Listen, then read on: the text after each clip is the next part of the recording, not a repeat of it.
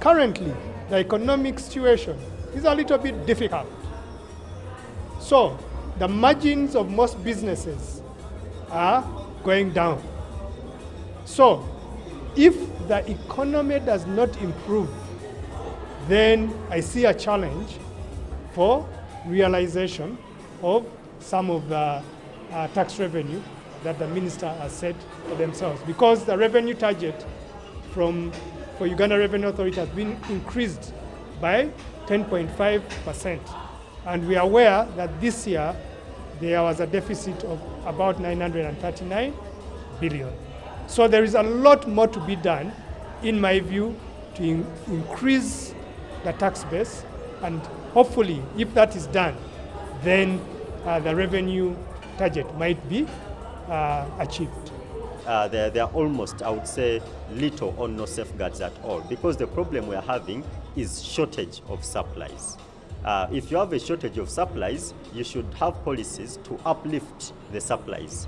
But those shortage of supplies are caused by things like the war, are caused things like the lockdowns in China and other disruptions.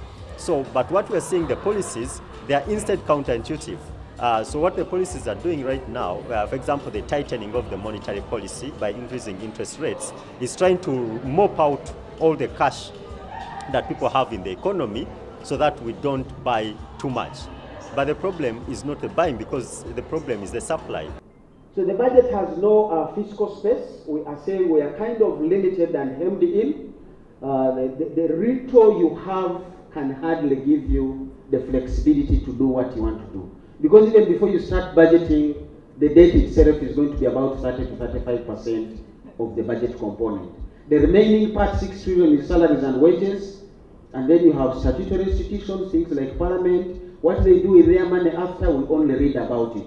We don't even check their budget, and you cannot manage their budget because they are the ones who appropriate. So really the degrees of freedom of Minister Kasaija and his team are very, very limited. It's like finding yourself on Kitante Road, you're in a jam, you just switch off your engine. You don't want your Minister of Finance to be able to be trapped in that kind of thing. So we must find ways going forward on how do we discover space for the Minister of Finance to be able to address the current conditions. Right now, he has a problem of doing that. To Dr. Muhumuza.